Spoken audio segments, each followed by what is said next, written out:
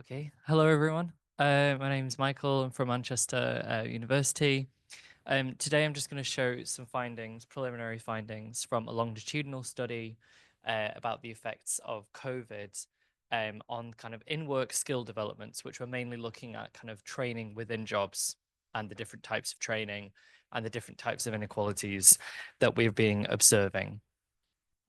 So some of the aims of the research were essentially just to kind of gauge the current layout of the relationship between training and skills at work and outcomes in wages. So kind of testing that, human capital hypothesis a little bit more and all of the problems that come with that. But particularly, I'm looking at it through a kind of gender and occupation lens, because a lot of the literature, especially over COVID, suggested widespread inequalities, which were much more compounded due to those kind of socioeconomic and personal factors as well. And finally, to assess the kind of longer term implications that might have for people's job opportunities and sort of their careers in general. So there was at first kind of building a bit of the theoretical background. It's quite a complex kind of interplay between the kind of neoclassical idea of economics that with enough time and enough effort you will be able to invest in your own skills. Your employer can also invest in those skills. It enhances your productive capacity, therefore you're more productive and you're recuperated based on how much extra productivity that you add to the workplace through that latent growth of skill. However, a lot of studies that kind of looked at this in the last sort of 20 years, particularly in the UK, found some pretty I guess, contradictory findings in terms of how that worked. And many of these things point to kind of occupational and gender effects. So basically, many types of training and skills are actually kind of embedded within sectors or occupations, which kind of reproduce kind of social roles and stereotypes based on prejudices that exist in society. And then some other studies also kind of look at places where actually we have parity of all of the variables are the same, between men and women in these jobs, and yet the training outcomes and the skills outcomes and the wage outcomes are still different. So we see a kind of more direct form of discrimination. So essentially, it's trying to look at training and wages through this kind of occupational and gender segregation lens and how we can explain it through that. And then considering the effect of COVID-19, it became a little bit more complicated. Obviously, COVID had a huge impact on the labor market everywhere across the world. Jobs were shut down, and I had to come up with a sort of a framework to cover, rather than how this affected employment, it's more about how this affected people's skills or their training in work. And so I came up with two different main types of disruption. The first is about a direct disruption to their employment. So that would be people that were furloughed if they were laid off, so they're fired because of the lockdowns, or if they had their working hours reduced. And then the next stage, which is the findings that I'm going to focus on today, is more to do with the key workers and people that had to go into work to perform essential kind of functions of society in healthcare, in social care, in childcare, in these, or in transport, in very often precarious, low paid, and often, poorly valued areas of work. And just to kind of summarize that one with a kind of a visual, then, if you look on the bottom right, the work intensification of the key workers is the kind of section that I'm going to try and focus on today within the wider framework, just to cut it down because it's quite a large theory and there's sort of many different hypotheses going on. So it's easier just to focus on this section for today. And so within that, some of the key kind of hypotheses, key research questions to test with key workers is whether people in key worker positions who are also in the lowest kind of occupational groups, so the lowest socioeconomic groups with poorer working conditions, poorer progression, and yeah, a poorer employment relationship as a whole. Did they receive less training? And also, was it a shorter amount of training on average that they received? Was that type of training more likely to be related to wage increases, or was it actually something that was just done for the sake of, we call it kind of perfunctory accreditation purposes, which doesn't really enhance the type of skill. So we differentiate here between skills related training and non-skills related training. And then finally, it's just trying to focus on what's the actual relationship with those different types of training and wages. So 3 multifaceted variables about training, which is the participation. Did they participate? Yes or no. 2, what was the amount of the training? Was it short? Was it long? So what was the quality? And then the 3, what was the function of that training? Was it to improve a type of skill within that job? Was it to get a promotion, or was it something that was like health and safety, meeting accreditation or occupational standards? So something that isn't necessarily going to lead to wage increases. The data that I used for this project is the UK household survey. So household panel survey, which has been running in different forms since the 1990s, and the most recent form since 2009. With around 40,000 participants. There's quite a high rate of attrition. So those not responding to the surveys when we get into the COVID period, which has made things a little bit more difficult to kind of study. But I still think it's worth kind of looking at this. And I used a few different types of quantitative methods to try to give some kind of consistency and validity to the different results, because, these are longitudinal surveys. So it's good to kind of make sure that the results are kind of valid as well. And I also allowed just to say for lags. So effectively, something a training event might have happened in 2010, but they might not have seen a wage increase until 2011, 2012. So we've accounted for those different gaps in potential kind of lagged effects is what they're called in the literature. So here, I think that the most important thing to focus on is why it's so important to look at training from a multifaceted perspective and the multifaceted dimension. On the left is the participation rate. So that's the percentage of the eligible workforce in each year that received training. And you can see that while there's a slight gap between men and women, actually showing that men have a slightly lower percentage in terms of their coverage of the workforce that receive training in that year. What's more important is actually to look at the amount of training that they received. And when you look at that, you see there's quite a significant difference between men and women, particularly since 2019. So you can see the blue line on the right there drops from 2019, and we see a gap emerging.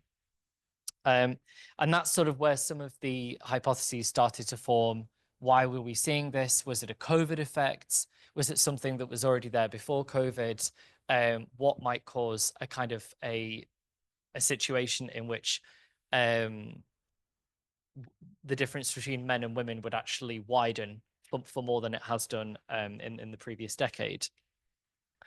And when I started looking further into what might be the determinants of this, or which groups might be more predisposed to being in these groups, you can see on the left there the socioeconomic measure. So we group them in 3 different groups.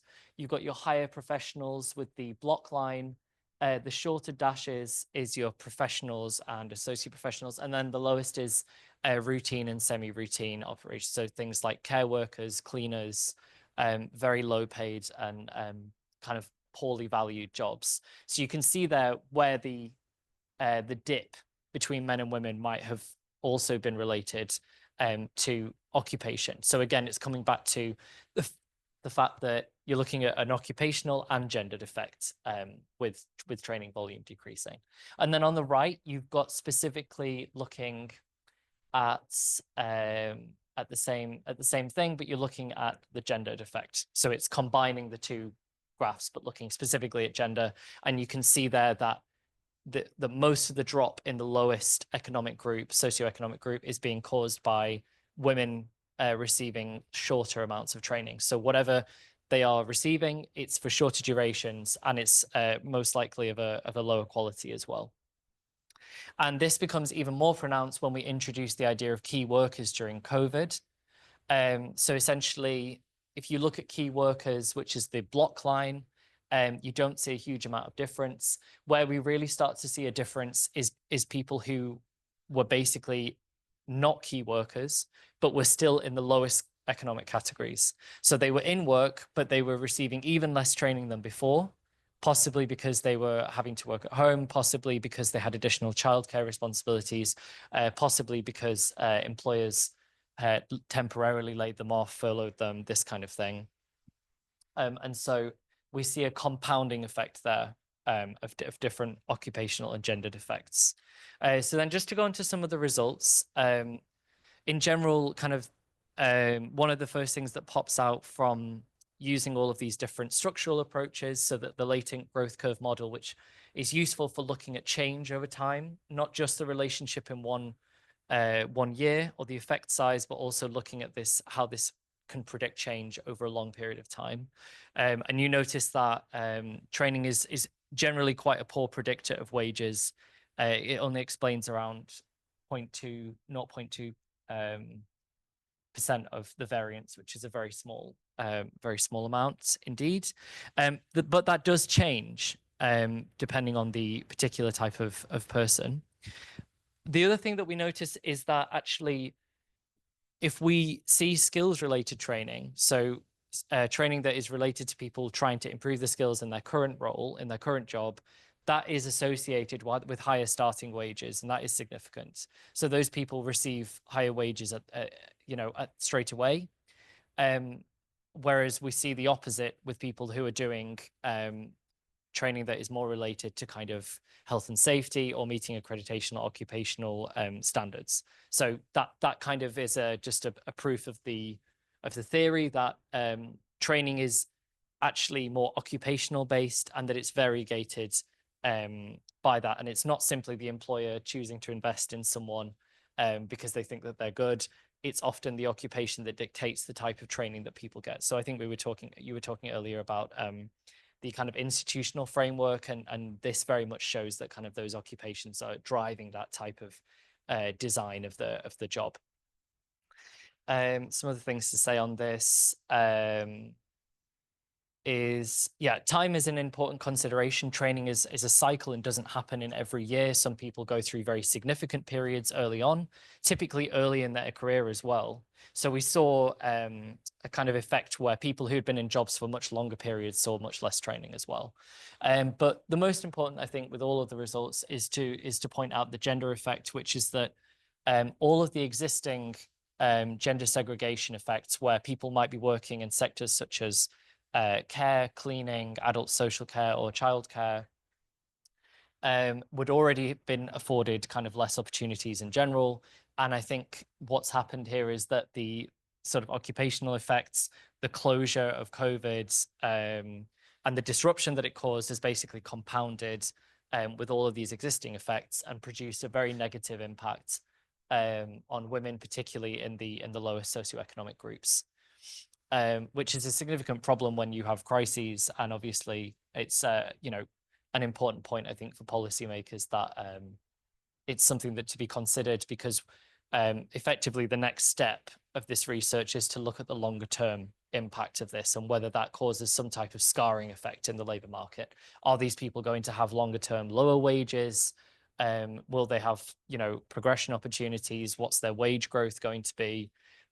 Is it kind of a vicious cycle where this type of training reinforces itself? And actually, we do find as well that those who have training more related to health and safety and perfunctory kind of matters tend to also have that type of training consistently, and that it might be negatively correlated with wages, and therefore it's a reinforcing negative cycle in which they're doing types of training which are actually not improving their skills at all, and they're actually shorter and of a lower quality as well. Just to say some of the kind of COVID effects then, in terms of those people that were kind of furloughed and had a more direct kind of disruption, we do see an effect on kind of training. I think there's an issue with the survey and the representativeness of those people that were on furlough when the survey was conducted. So that's a particular consideration for us when we come to doing revisiting the kind of weightings. And these results currently are preliminary, so they're unweighted, because we combined two different surveys together. So they're currently unweighted to non-response, basically. So some key contributions and kind of directions for future research then. This is kind of quite similar to a study that came out in 2018 from Germany and from Italy as well, which showed that, you know, even women compared to men in jobs where they had the same kind of status, they were still receiving a shorter amount of training, which was then being associated with a lower kind of wage growth. And so that, you know, can start to explain a bit of the kind of how the gender wage gap kind of works as well in the UK, and how that might work. But I think, again, coming to times of crisis and COVID, it highlights the need to look at in-work skills development through this kind of participation volume, so the amount of training and function, rather than just a lot of studies just focus on, did you do training, yes or no? And as we've seen, that's not very helpful in looking at how it affects people's longer term developments. It demonstrates the kind of occupational and gender kind of structural constraints of training in the labor market, versus this idea that people have genuine opportunities, and that employers generally provide people with kind of skilled training and opportunities.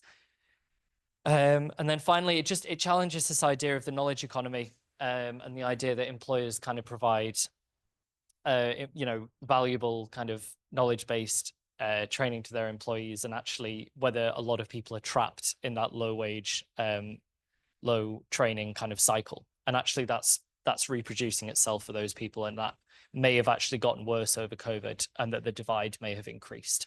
So yeah, that's kind of the preliminary findings, and yeah, happy to answer any questions.